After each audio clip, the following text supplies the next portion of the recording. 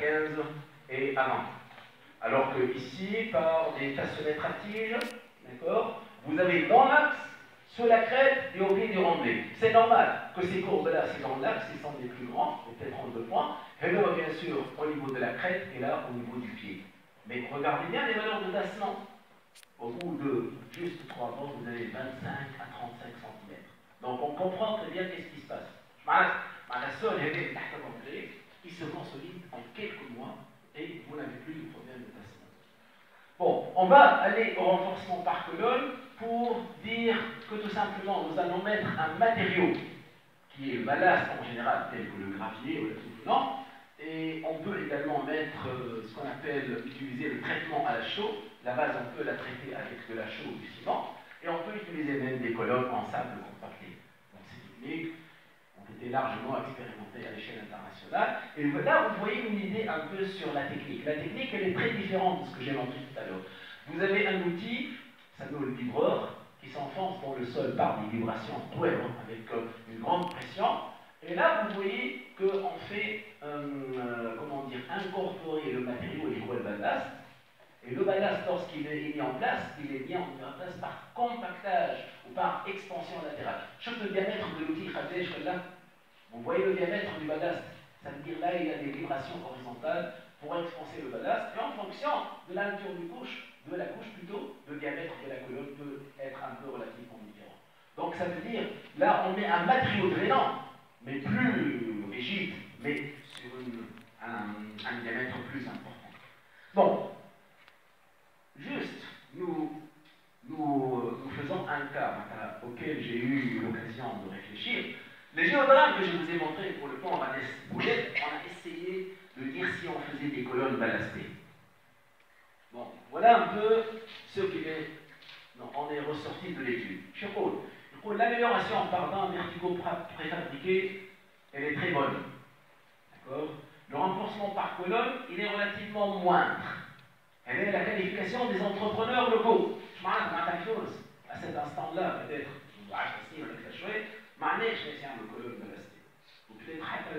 peut-être le lion. La durée d'exécution, elle est longue, de 16 mois pour les drames verticaux, alors que là, elle est courte, de 8 mois. L'impact sur l'environnement, mais le problème, c'est que le coût, c'est un coût qui est normal, alors que pour les colonnes ballastées, il peut être un peu moindre. Pourquoi? Parce que les colonnes ballastées renforcent le sol et elles réduisent le tassement en plus. Surtout le tassement de 1 mètre par les drains, si vous mettez des colonnes, il peut être juste 40 cm. Donc on réduit le tassement et l'accélère en même temps. Donc ça veut dire que finalement, pour montrer que dans un projet, vous n'avez pas toujours le choix d'une technique plus économique parce que tout simplement, vous n'avez pas des entrepreneurs qui puissent l'exécuter. Là, on montre un peu la problématique différente avec une illustration. Elle est le traitement d'un sol très mou à la chaux, au ciment. Donc vous voyez ici qu'il y a une sorte de tarière double, vous voyez, qui entre dans le sol par rotation, mais bien sûr à travers les axes humains. Il va y avoir l'insertion par la chaux et le ciment. Et vous voyez, la formation se fait très très rapide, mais il en résulte un matériau très très dur, très résistant et également perméable, ou même au moins même degré de perméabilité du sol. Donc, cette technique, plutôt pratiquement, elle n'a vu le jour que peut-être en 2015. Elle a fait un projet sur la route qui mène à Mugrin, juste devant le kiosque Marouf, le kiosque chez Mugrin, et là vous voyez un traitement, d'accord? Et là, on fait le traitement de la base, mais le sol, tellement il est mou, il est chassé. La base, elle est chassée par le liant. Tellement la base est molle. La base, d'accord? Et ce qu'il en résulte, tu vois, c'est vraiment un matériau. Je te verrai, il est couvert de liant. Après avoir exécuté la colonne. Donc, c'est des techniques très intéressantes qui permettent d'avoir des solutions intéressantes, mais bien sûr, il faut avoir la disponibilité du terrain là où vous êtes. Là, c'est une comparaison entre des techniques d'amélioration, le préchargement, dans le cadre du cours, le préchargement, c'est la solution la moins chère, la plus classique, mais elle n'augmente pas beaucoup la capacité portante parce que la durée de chargement est petite. Elle n'accélère pas la consolidation, elle ne réduit pratiquement pas le tassement. Le seul avantage, c'est qu'elle permet d'avoir une consolidation partielle. qui واحد يقول لك والله السؤال تاعنا مش عاملوا له chargement 7 jours ننساوه. Au bout de 6 mois, vous n'avez pas gagné pas mal. Vous n'avez pas le gain il est vraiment pas grand-chose. Parce que vous avez une réduction de tassement qui est faible, la consolidation du sol n'est pas complète, alors que si vous combinez le préchargement avec les drains verticaux, ça va être totalement différent.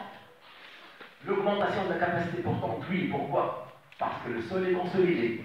La résistance au cisaillement, lorsque je consolide un seul fin, bien sûr, et je vais le cisailler rapidement, sa résistance est élevée. Donc le sol, la capacité portante du sol s'améliore, ou la portance. L'accélération de la consolidation, oui. Mais la réduction du tassement, non. Vous avez vu les géodrains, dis-moi le géodrain. On achève tout le tassement, le sol s'améliore de point de vue portance, mais vous ne réduisez pas le tassement. Allez, le drain vertical, où on n'a pas de rigidité pratiquement. Mais l'exécution, elle est rapide. Et par exemple, une autre technique, je vais là des points intéressants. La consolidation sous vide, elle est très très intéressante. Elle permet, regardez bien, elle permet de gagner le temps du préchargement. On crée le vide dans le sol. Du vide dans le sol et il se consolide. D'ailleurs, on a une technique qui combine les deux, le préchargement avec les draps et la consolidation sous vide. Mais, il n'y a pas eu de projet. Là, c'est quelque chose d'avenir. Je me coule, je fais mécanique des sols. Alors que le renforcement par colonne, bien sûr, n'a que des avantages. Pourquoi? Parce qu'il permet à la fois d'augmenter la capacité portante, accélérer le tassement, réduire le tassement. Je vous coule le nom. Il réduit le tassement. Et bien sûr, un avantage plus, c'est la réduction de la liquéfaction du sol. S'il y a une charge sismique, notamment pour les sables fin lâches, vous réduisez le risque vis-à-vis de la liquéfaction. C'est un phénomène relativement atroce, parce que ça peut engendrer la destruction de bâtiments, etc. Donc, ça veut dire que, sans tarder, on va terminer sur les conclusions en rappelant ces points très très importants. Lorsque vous avez un sol problématique qui pose des problèmes, tels que la base de Tunis, donc il faut accorder un grand soin pour la caractérisation du sol.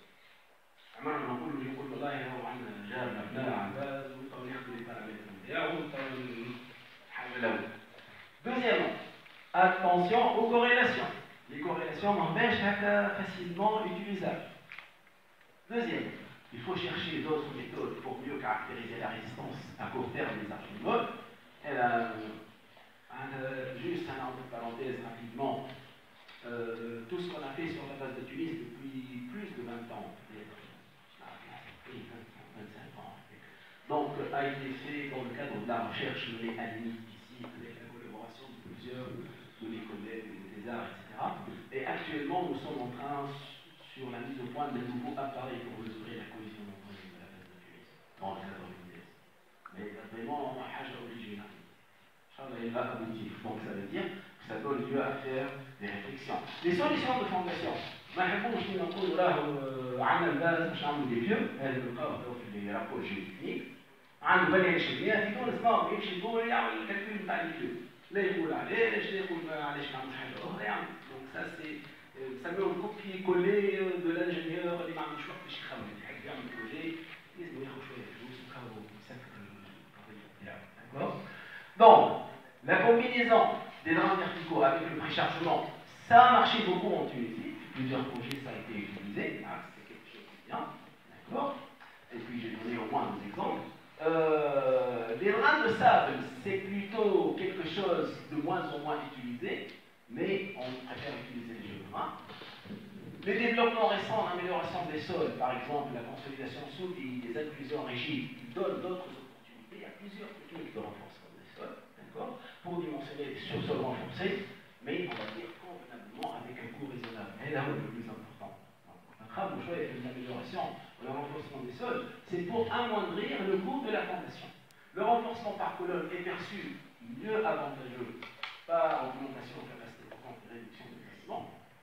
Mais la conclusion importante, c'est que il faut s'ouvrir. D'ailleurs, c'est une recommandation.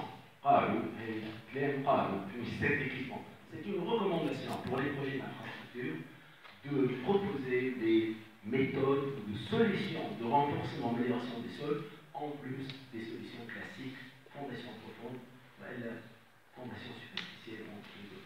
Donc ça veut dire que l'objectif de cette conférence, c'est de mieux vous sensibiliser à une réalité et qui est un grand enjeu, mais qui sont des choses relatives